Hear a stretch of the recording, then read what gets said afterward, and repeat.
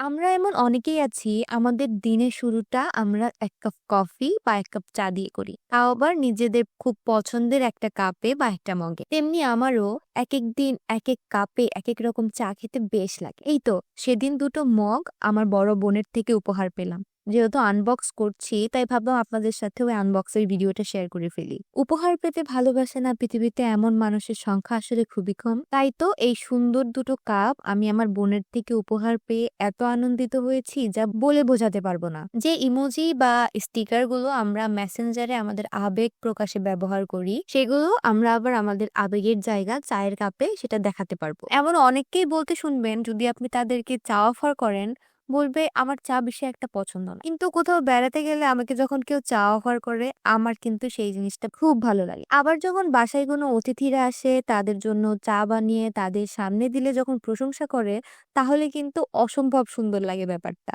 আর আমি পার্সোনালি এই জিনিসটা খুব পছন্দ করি যখন আমার করা জিনিস কেউ খুব সুন্দর করে প্রশংসা করে। বোনের কাছ থেকে ১ম বার কিছু গিফট পেয়েছি বলে চায়ের কাপ দুটোকে খুব সুন্দর করে উঠিয়ে রেখেছি। কারণ আমার কাছে প্রায় প্রচুর কাপের কালেকশন আছে। ভেবেছি ওগুলো নিয়েও একদিন একটা ভিডিও আপনাদের সাথে শেয়ার করব। এখনো আমি ৩-৪ টা কাপও অলরেডি বের করে রেখেছি। একেক দিন একেকটাতে চা খাচ্ছি। ভাবলাম ওগুলো একটু কিছুদিন গেলে হচ্ছে নতুন এই কাপ দুটো বের করব আমার আর ভাইয়ের জন্য। যদিও কাপগুলো অনেক কমন আর অনেক এভেইলেবল কিন্তু যেহেতু আমি গিফট পেয়েছি এটা আমার কাছে অনেক কিছু। আজকে এই পর্যন্তই। এতক্ষণ সঙ্গে থাকার জন্য অনেক ধন্যবাদ। আল্লাহ হাফেজ।